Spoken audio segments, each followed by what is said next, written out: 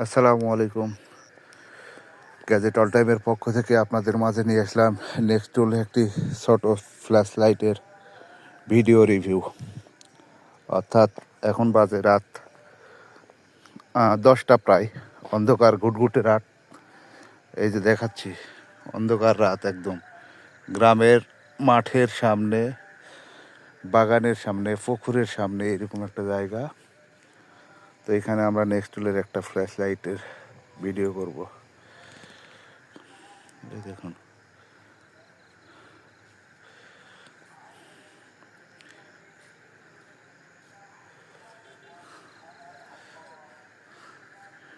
এটা এমন একটা লাইট।